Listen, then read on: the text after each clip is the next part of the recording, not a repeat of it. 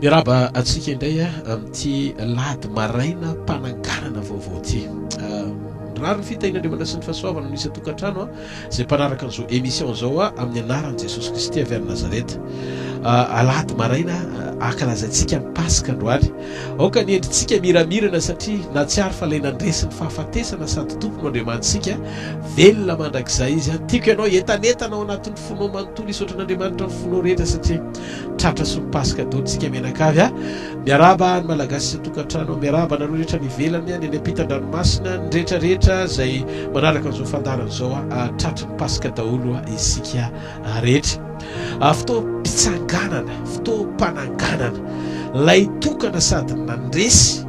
ny hery ny fahafatesana miaraka amintsika isan'andro. Ary ao anatin'ity fandarana ity dia hijery manokantsika ny hoe ny hery pasoavana miafy noho ny fitsanganan'i Jesosy Kristy tompo tamin'ny maty ho an'ny fiangonana. Misy zavatra tiana hotsaivina kely androany maraina ho an'ny olona rehetra izay mpanaraka an'ity fandarana ity ny amin'ny zava-tsoa miafina tao ambadiky ny fitsanganan'i Jesosy Kristy tompo tamin'ny maty. Riavana malala ao Kristy Jesosy ho ampitomboana amintsika manakariva ny fahasoavana mampiadanina avy amin'Andriamanitra raintsika Jesosy Kristy tompontsika vavakantsika. Tompo Jesosy misaotra anao zay amin'ity Paska maraina ity fa isa velatra ampamonjena sy namindrana fo dia tratra ny fotoana sarobidy zao. Miaraka indray zay ao anatin'ity fandarana ity androany ankalaza ny Paska ny amin'ireo teny fahamarinana rehetra izay nomenao anay. Aoka tompo fampahirezanao anay zany ary ho fahalalana nokatra amin'ny masom-pana anay ahafahana misitraka ny zava-tsara rehetra sy ny révélation ny fanambarana rehetra avy aminao indray. Ampahirezo miketraka atsangano miketraka raha pahirezo ny tanina miravoravo rehetra. Dia aoka ny voninahitra ao iseho amin'ny fahatsarany indray amin'ny alalan'izao fandarana zao amin'ny anaran'i Jesosy. Amen dia amen. Halleluja. Voalohany riavana dia iresaka kely tsika mikasika momba ny hoe taiza moa ny fiangonana no mipoitra ary inona ny vesatra sy fahasoavana miafina ao ambadiky ny fitsanganan'i Jesosy Kristy tamin'ny maty 2 taona lasa zay. Ny marina tsy tonga eto an-tany Jesosy mba hitondra ny fiainana mandrakizay fotsiny ho antsika fa azadiny fa tonga teto an-tany Jesosy ho faty teo amin'ny toeranao hitondra ny fahotanao ihany koa. Ny marina ny nahafatesan'i Jesosy tsy natiorany satria Jesosy dia Andriamanitra ary amazanak'Andriamanitra dia tsy tokony nandalo fahafatesana akory izy satria sady tsy nanota na nalala ota. Hozy izy ny baiboly ny tambony ota dia fahafatesana tsy nanota izy noho izany tsy tokony ho faty izy. Raha ny fahamarinan'ny ten'Andriamanitra mikasika momba ny fahafatesana dia zao vokatry ny fiodinany Adama nahatonga ny olombelona maty. Angamba fantatsika rehetra zany. Ary io problema pahafatesana io no nireglen'i Jesosy tamin'ny nanekeny ho faty eo amin'ny toerantsika mba ho faty eo amin'ny toeranao izy mba ahafahany mampandresy ianao amin'ny hery ny fitsanganany tenany tamin'ny maty. Niresaka mikasika momba ny hoe tsy maintsy maty Kristy rehefa naka ny toerantsika. Nampahitana ny Jona mpanao batisa zany amin'ny Jona 2:9-20. Hozy izy ny ten'Andriamanitra hoe indro ny zanak'ondro n'Andriamanitra izay mitondra ny fahotany zao tontolo zao. Tonga zanak'ondro Jesosy rehefa nanaiko naka ny endriky ny nofo izy tonga nofo niara-nonona tamintsika 2 taona lasa zay teto ambony tany Jerusalema, Jodea sy Samaria nitoro ny tenin'Andriamanitra izy ary nanambara ny sitrapony rainy hita maso teo amin'ny nofo. Tsy maintsy nalainy tany amin'ny Maria ny endriky ny nofo mba hisy anasaziana an'le nofo niodina tamin'ny alalan'ny Adama mba ho aseho amin'ny endriky ny nofo mety maty ny fahatsaran'ny herin'Andriamanitra tsy mety maty. Zany hoe natioran'i Jesosy dia natiora anankiroa, natioran'Andriamanitra sy natioran'olombelona. Natioran'olombelona niraisiny tamin'ny Maria ao amin'ny Luka 1 nanotoro an'i Jesosy tao kibon'ny Maria ny fanamasina dia tonga nofo le teny avy any ambavany anjely Gabriel. Rehefa tonga nofo izy dia nomena anarana hoe Jesosy Kristy. Niara-nonona tamintsika Emmanuel. Niara-nonona tamintsika Jesosy 2 taona lasa teto ambonin'ny tany izy olon-loatra zao ohatranao ihany koa. Anisany nahita azy tamin'izany ry Petera, ry Jona, olona ohatrantsika maro ny vavolombelona izay nanatrika an'izany fotoana nahateto an-tany Messia zany 2 taona lasa zay. Zay fiaviany voalohany zay teto ambonin'ny tany mba hamonjy ny olona dia naka ny endriky ny nofo izy, tonga nofo izy mba rehefa tonga nofo izy dia nalainy teo amin'ny tenany na dia Andriamanitra tsy mety maty azy izy manana natiora tsy mety maty noho ny fahamarinany sy ny fahamasinany sy ny fahatsarany dia hozy izy ny apôstôly Paoly hoe amin'ny Filipiana 4:15 na netsy tena olona izy ka tsy nifikirana mafy ny fitovizana tamin'Andriamanitra vokatry le nofo ny raisina tamin'ny marinina tonga azy tsy maintsy nosorana satria tsy misy Andriamanitra hosorana zany ilay nosorana iny tsy le Kristy Andriamanitra tao amin'ny Jesosy tsy le Andriamanitra Jesosy Kristy fa lay olona Jesosy Kristy satria naseho teo amin'le fitafiana ny endrika ara-nofo mety maty ny mandrakizay an'Andriamanitra teto zany havana dia tesarika an'izaytsika fa nanomana sady Andriamanitra ny fisilin'le famoronana faharoa vaovao le endriky ny olombelona tsotra tian'Andriamanitra avadika eo amin'ny tontolo ara-panahy ho tonga olona fanahy atao hoe zanak'Andriamanitra anazava kely aho anatin'ny fotoana fohy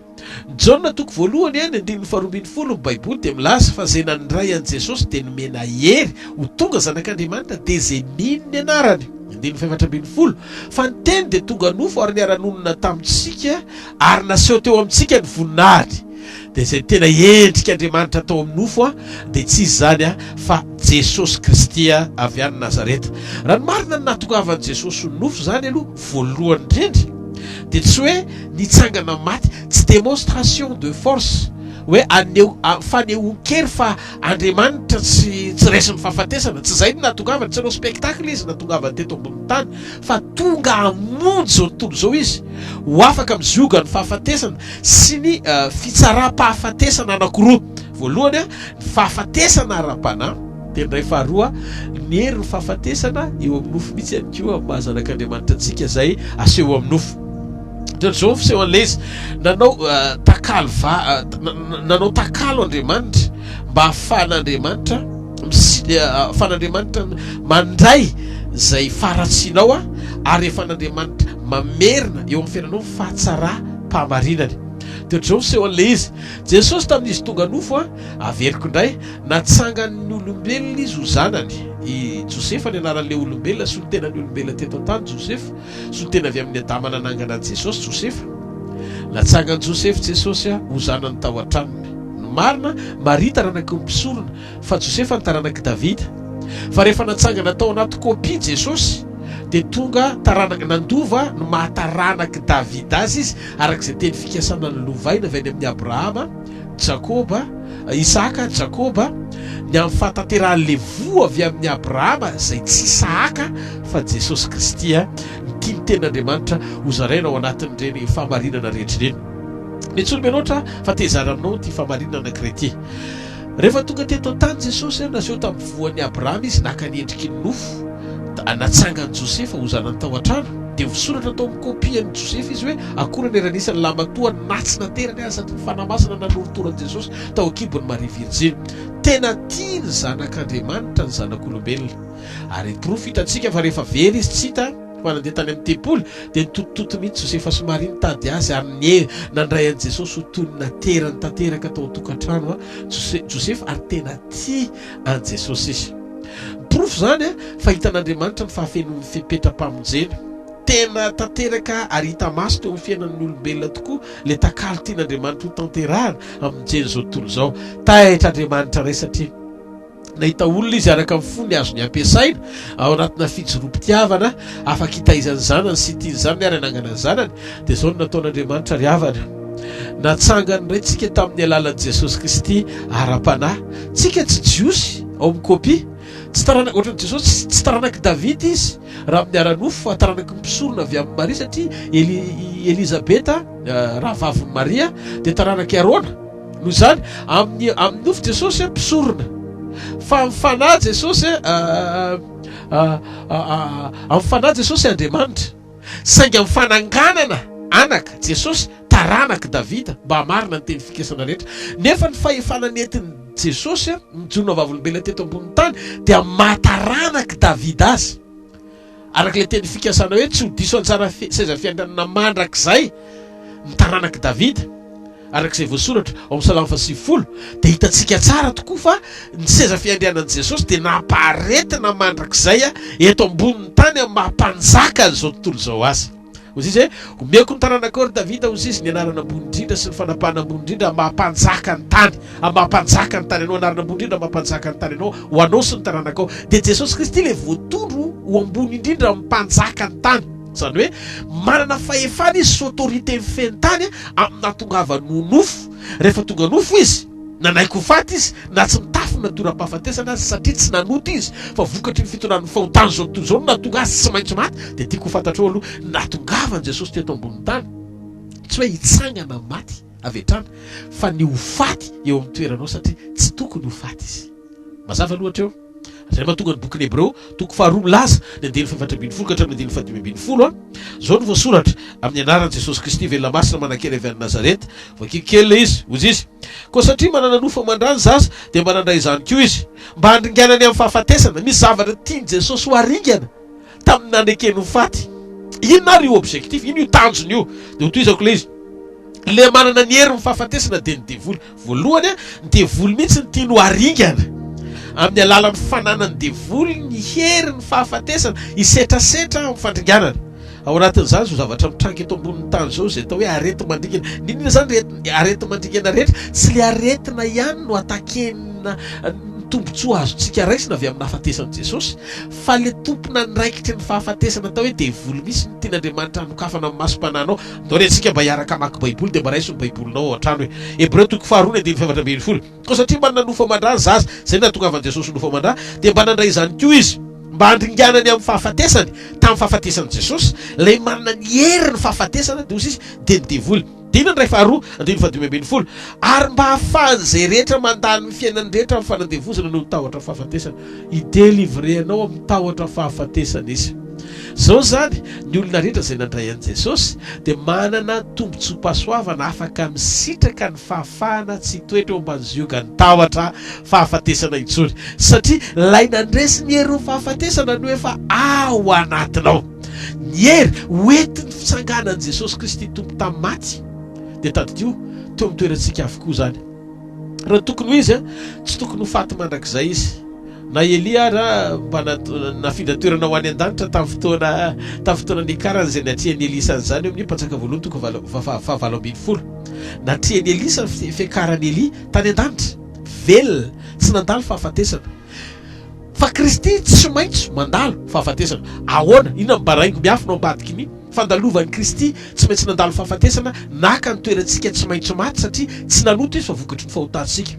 Ny fitsanganan'i Jesosy tamin'ny maty, ny fitsanganan'i Jesosy tamin'ny maty dia ny fandresen'i Jesosy la hery ny fahafatesana tsy maintsy manao défi teo amin'ny nofo Jesosy mba hahafahan'io nofony Jesosy io andresy ny hery ny fahafatesana anomanan'i Jesosy lay nofony atao hoe mofo amin'ny fandraisana rehefa ho antsika tia ny tenako izy izy anana n'ilay singa mpandresena ho anatintsika ananatsika antoka fa tia nofo mety maty tia ozy izy ny apôstôly Paoly dia taddio afaka fehezina amin'ny alalan'ny herin'Andriamanitra ny fahefan'ny fahafatesana raha toka mbola ilaina ny fitohizantsika eo amin'ny fanompoantsika an'Andriamanitra eto ambony tany. Zay no mahatonga ny baiboly milaza tia nofitiana tsy maintsy efa nangarika an'Andriamanitra. Noho izany tia nofity raha tsy tonga eny an-danitra Jesosy raha tsy manjavona le nofo. Hojerentsika kely zay bokin'ny Tesalonianina hojerentsika kely zay bokin'ny Tesalonianina le hoe rehefa ovana vetivety sika le hoe ovana vetivety dia midika fa ity nofity rehefa neny ny trompetra dia ovana vetivety tsy tia nofity ny makany an-danitra. Tia nofity zany na manjavona ovaina hitafiny tsy fahalovana na tonga vovoka verina toy ny teo aloha satria efa nangarika an'Andriamanitra tamin'ny tsy fankatoavana ny nofo. Noho izany tsy misy nofo aman-drantsony taranaki Adama mahazo mandova ny lanitra zany. Tsisy nofo aman-drà mahazo mandova ny lanitra fa ny fanahy le olona ao anaty atao hoe ianao fanahy ao anaty vatanao. Io vatana io rehefa elan'ny fanahy dia miverina vovoka. Zany hoe tsy ho vatana io ianao zany fa le fanahy ao anatinao. Rehefa tonga ny fotoana amin'jeny Jesosy antsika, rehefa tonga ny fotoana iverenan'i Jesosy hampakatra antsika, le fanahy miala ao fa le vatana miraraka. Ary inona ny endrika ahafotonga an'le nofo aorian'ny fitsanganana zay le tanjon'ny hery ny fitsanganan'i Jesosy tamin'ny maty amin'ny alalan'ny fandraisana. Hozy Jesosy tia ny tenako zay mihinana nofo sy misotro ny rako no manana fiainana mandrakizay ary za nangana azy amin'ny andro farany le programma pampitapy fiainana mandrakizay amin'ny takalo fiainana fony fahafatesana vokatry ny fahotana amin'ny alalan'ny fampiasany famindram-pony sy ny famelan-keloko dia manao transfert Andriamanitra transfereny amin'ny alalan'ny nofo sy kapoaka ao anatinao ny fiainana mba hahafahan'ilay endriky ny vovoka rehefa miaisitra amoronana anao hitafiny tsy fahalovana aoriany fitsanganana tsy maharetehaka ao an'Andriamanitra famarinana loatra zany tokony ho fantatsika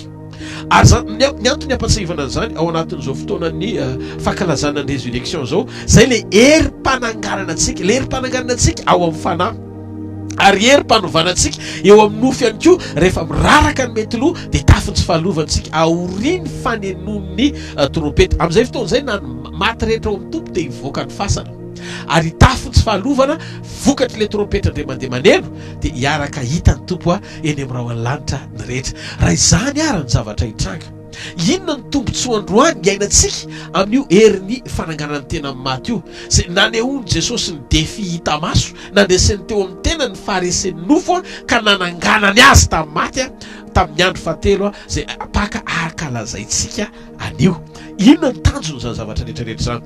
ny tanjon'izany zavatra rehetrarehetra zany ry havana dia tiako anokafana amin'ny masom-panahintsika tiako anokafana amin'ny masom-panahintsika manoman'Andriamanitra tenin'ny androany inona le tenin'ny androany ho sisy ny tenin'Andriamanitra raha ny fanahy zay nanangana Jesosy Kristy tompo tamin'ny maty Romana toko valado ny farak ambin'ny folo no mitoetra ao anatinareo dia zay fanahy nanangana Jesosy tamin'ny maty zay nefa zay fanahy zay ny ao anatinao satria tsisy fanahy masina ankoatra ny tao amin'ny Jesosy rery no nampitain'Andriamanitra tamin'ny alalan'ny fandraisanao azy ho tompo sy mpamonjy ny fiainanao manokana zay no natonga anao nateraka indray rehefa manana ny fanahiny ianao dia ao anatinao ny fanan'Andriamanitra zay fanahy zay nefa nanangana azy zay le référence tamin'ny maty voavy nanangana azy zay vao niraisinao ho ao anatinao kristianina manana ny herim-pananganana velona ao anatinao ianao rehefa nandray an' Jesosy ho tompo sy mpamonjy ny fiainanao manokana olona afaka mitahotra fahafatesana satria mananantoka fiainana mandrakizay aoriany zao fiainana zao any an-danitra ary mitantana anao deniny ety ambony tany etrenao melo sady ny mandrakizay fisin'le fiainana mandrakizay sady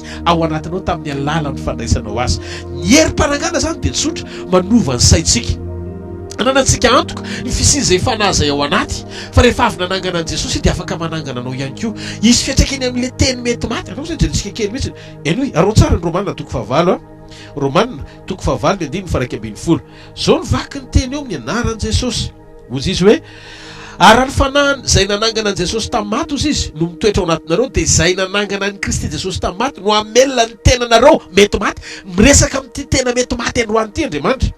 no amelona ny tenanareo mety maty amin'ny fanahiny zay mitoetra ao anatinareo ny fitoerany fanahy masina ao anatsika dia manana fiatraikany amin'ity nofo mety maty ity amelona zay matimaty rehetra ao anatinao inona ary zany ny zavatra tian'Andriamanitra ho tenenina amin'ny alalany fanantsika ny fanahy masina sy ny fanahy finoana dia nametraka Jesosy na dia sotra zava-mahafaty azy izy dia tsy hampaninina azy zany na virus io na bakteria io ninonina zavatra mitranga rehetra ao anatin'ny vatanao ka marary ianao no ny herin'ny fitsanganan' Jesosy Kristy tompo tamin'ny maty no anononako an'izao teny zao raha tonga ianao ka manaraka n'ity fandaharana androany marainy ity marariny zany atao hoe aretina coronavirus zany na aretina hafa na cancer na VIH zay karazana aretina sy microba rehetra ka posina mitady andringana ao anatin'ny vatanao Jesosy ny teny fa amin'ny alalan'ny finoanany anarany sy ny herin'ny fitsanganan'ny tena tamin'ny maty ho aktiven'Andriamanitra ny fanahy masina zay nanangana azy tamin'ny maty ny fahafatesan'i Jesosy antenona ary vita ny fanahy masina nanangana azy raha io aretin'io androany maty potika ao anatinao virus tsy anaketra nampahefanao ny fiainanao ny aretina ary anio ny ilazako aminao fa sitrany ianao amin'ny anaran'i Jesosy Kristy velona masina manakely fiain'i Nazareta ozy izy miboky ny Hebreo teo raha miverenantsika ny Hebreo toko 2:24 fandaniam-potoana averiko fandaniam-potoana mitahotra fahafatesana aza matahotra ianao fefa manana ny ody faty ao anatinao izy le fananganana ary fiainana Jesosy Kristy no anarany zay rehetra manana an' Jesosy ka manana ny fanan'Andriamanitra ao anatiny dia manana fanantenana amin'ny fiainanao avy ary manana ody faty ao anatiny raha mbola tsy tianao no faty dia velo aktive eo ny finoana fa raha tianao nody dia raisy fotsiny invitation an-tahotra dia mangororoa ao an-trano dia mieritreretra fahafatesana lava fa rehefa miinvite azy ianao dia ho avy izy fa raha ohatra ka mbola tonga saina ianao ka manaraka an'ity fandarana ity manana ny fanahy masina ianao ao anaty manana ny herin'ny tenin'Andriamanitra ao fiainanao esorina ao anatin'ny sainao no faty satria tsy ho faty ianao fa ho velona ary anambarany asan'Andriamanitra arak'izay nolazainy tenin'Andriamanitra fa izy hiaro anao ary izy any metombonandro anao ny komandiny faharatsiana rehetra dia ny ampelatana an'izay manana ny herin'ny fahatsarana faratapony ary tsy iza ny herin'ny fahatsarana zany fa Jesosy Kristy avy any Nazareta ilay nitsangana tamin'ny tamin'ny andro fahatelo ary mampandresy zay rehetra mino azy. Ahoana ary zany inona Pasteur Rodolphe, inona ary zany ny ananako antoka mahafiangonan'Andriamanitra ao anatina fanazavana foy fa ananako zay herin'ny fananganana tena matsy zay afahako miasa sy miatrika amin'ny fiainako androany. Ary mahafiangonan'Andriamanitra maha-olona tsotra ahoana ny fomba afahako misitraka an'izany herin'ny fananganana tena matsy zany mba tiako koa ny aina sy sitraka an'izany mandra-piavin'i Jesosy eny amin'ny raha lanitra. Tsotra ilay izy midira ho isan'ny fiangonana. Zao tontolo zao averiko, zao tontolo zao tao amin'ny Kristy tamin'izy nasitrika Jaona tao Jordana tamin'ny batisany. Dia Baiboly milaza fa niarana sitrika tamin'ny batisitsika dia niarana tsangana ho amin'ny fiainana. Niaraka nalevina tamin'ny batisitsika. Jaona toko fahatelo andiny fadimy Baiboly dia milaza fa zay ateraky raha tsy ateraky ny rano sy ny fanahy ianao dia tsy andoha fiainana mandrakizay. Fampiresana sy fampandrina adrisa ny batisany zazakely. Fa ny tena vrai batisa anehoana ny fananganana anao vaovao amin'ny Kristy dia ny fanekenao ho ateraky ny rano. Dikany hoe ateraky ny rano alevina ao anaty rano ianao miombona amin'ny nahafatesan'i Jesosy sy atsangana ateraka averina difotra tanteraka ianao dia atsangana miaraka amin'ny fiainana amin'ny anaran'i Jesosy. Ny antony izy dia tsotra sa endrika izay ny connexion ifandraisanao rehefa nanaiky an'i Jesosy teo amin'ny vavanao ianao atao am-ponao ianao amin'ny fahamarinana sy nanambara teo am-bavanao tamin'ny finoana fa Kristy zanak'Andriamanitra ary nandray azy ho tompo sy monjy ny fiainanao manokana dia voarainao sahady ao anatinao ny fanjakan'Andriamanitra. Fa ny confirmation ny fanamafisan'olona izay fandraisanao an'i Jesosy zay fa nateraka indray ianao dia mila ianao miara-miombona tamin'ny nahafatesany amin'ny batisa ho sisiny apôstôly Paoly sy miara-misitraka ny fitsanganana izay le herin'ny fitsanganana. Ny fiangonana dia tadidio noforonina teo amin'ny lany voan'i Jesosy. Ohatr'izao fiseho an'ilay izy mihaino tsara vetsika rehefa nanindrona ny lany voan'i Jesosy le kapiteny romanina tsondromo ny lany voan'i Jesosy dia zavatra roa no mivoaka tao amin'ny lany voan'i Jesosy, rano sy rà. Ny rano manambara ny tenin'Andriamanitra, ny rà manambara fahamarinana. Ohatr'izao fiseho an'ilay izy manaraka tsara vetsika. Voalohany raha miresaka sika mikasika momba ny famoronana ny Eva, io le tandindon'ny fiangonana ozy hoe Kristy lohany vavy, lany lohany vavy tahaka ny Kristy lohany fiangonana. Genesis 2:7 rehefa namorona ny vehivavy Andriamanitra dia teo amin'ny kotony nalain'Andriamanitra, ny tolatezana teo amin'ny kotony lahy nalain'Andriamanitra atao hoe Adama, dia nakanofo izy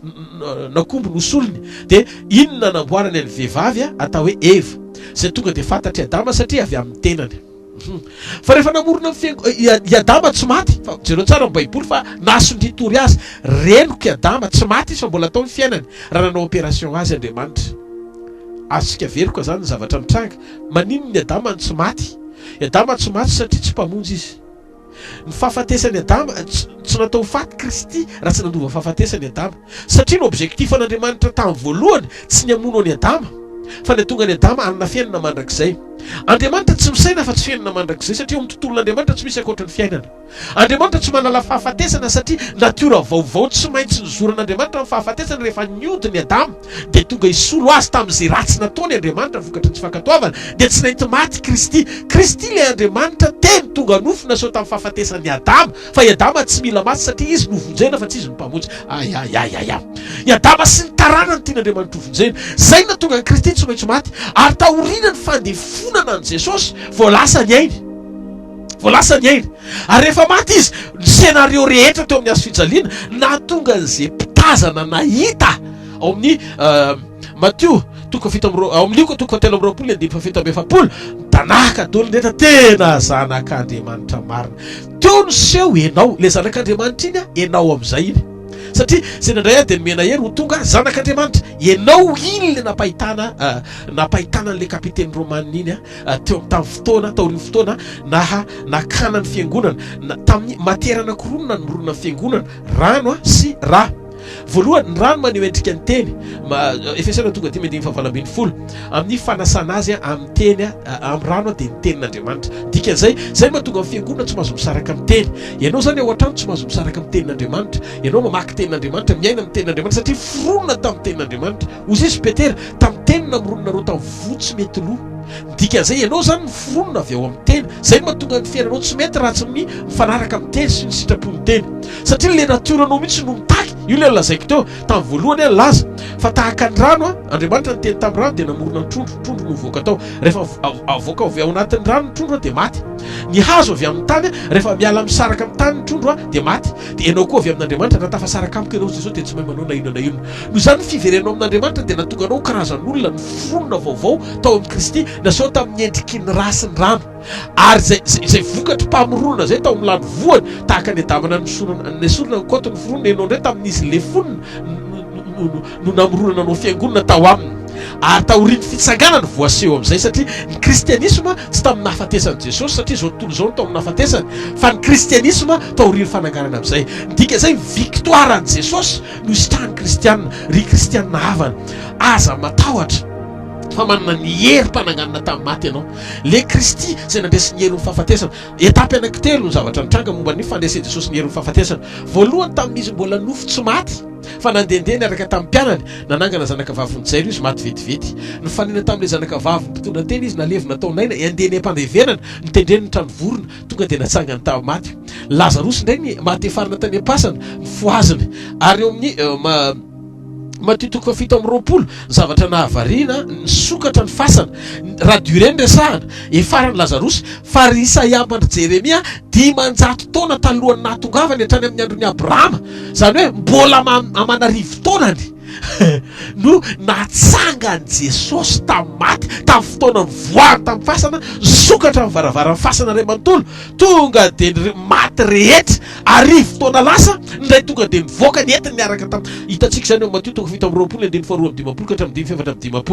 ary ny zavatra anankiray hitranga rehefa nen'ny trompety no maty rehetra eto ambony tany indray izay nanana an Jesosy dia sokatra ny fasany ary hitafony tsy fahalovana hitsena azy any amin'ny raha lanitra. Zany ny hoerin'ny fitsanganan'i Jesosy Kristy tamin'ny maty. Ampafiriny amin'izay zavatra nitranga tamin'ny vitan'ny tompo io manjoanao io. Velominy hery aza mandany andro amin'ny tahotra fahafatesana manana fahasahiana fa velona amin'i Jesosy nao kristianina velona mandrakizay aza vela izy defi hitranga eto ambony tany ka tonga sainao hitanondrika fa manin'Andriamanitra velona ianao. Azay Andriamanitra velona zay miaraka aminao manohana anao eo akaikinao antsoya fotsiny ozy izy dia ho valiko ianao. Ary zavatra sehoko anao zavatra mahagaga sary-patarina mbola tsy fantatrao ny hery fitsanganan'i Jesosy tamin'ny maty ery afaky ny hitondranao any amin'ny dingana tsara lavitra mety no ny defian'izao tontolo zao satria ho ampitoerin'Andriamanitra ao anatinao fiadanana fitsarana ambony fahalalana rehetra zay matapidalina sy mampivenjivenjy an'izao tontolo zao ao anatinao ny solution satria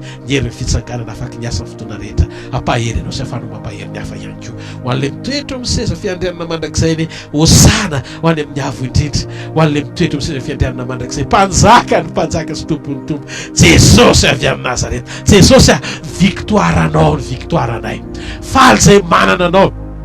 miandry anao zay sy ny fiavianao fa mialoha zany rehetra ny vavaka zay ho an'ny olona rehetra mbanina fahatsapana ny fisirizany fandresenao zany ahafahan'ny kristianina rehetra misitraka an'izany amin'ity Paska fahasambarana ity. Vavakantsika rehetra ametraka an'izao fotoana zao ampelantanan'ny tompo indray ho anao ny tokantrano any zay nandray n'ity fandaran'ity. Raha eo amin'ny anaran'i Jesosy misaotra anao zay ny amin'ny fitiavana sy famindrapo androany sambatra zay satria nomenao anay ny teny fiainana ahafahany mizotra sy mijoro amin'ilay fahamarinana ny teny fiainana avy aminao anananay antoka fa efa nandresy ianao noho izany mandresy zahay. Sotra Jesosy fa niery ny aliko ny fahafatesana no efa niresy anao roa rivo taona lasa mananay antoka fa manana fiainana mandrakizay hoety miatrika ity fiainana ity zay eo am-panomponanao ary koa hijoro amin'izany fiainana zany zay amin'ny fotoana evinao fiainao mpanangana maty efa atao anatinay ny singa hifandraisanay aminao fa zay mihinana nofo sy misotro ny rako dia manana fiainana mandrakizay ny communion miaraka aminao sy ny fanananay mifanahinao dia antoka amoronanao anay vaovao hitafony tsy fahalovana hitsenana ianao eny amin'ny raha hoany lanitra makasitraka Jesosy io fa tomombana ny zavatra rehetra ary efa vita ny zavatra rehetra fenao ny tompo ny zavatra rehetra efa miandry anay amin'ny latabatra ianao efa vita ny couvert efa vita ny zavatra rehetra mametraka veloma finaritra ho antsika rehetra amin'ny anaran'i Jesosy mirasoa amin'ny fotoana manaraka indray mirasoa ny rehetra isan-tokantrano tatramin'ny Paska daholo Paska fahasambarana ho antsika sotra tompoko.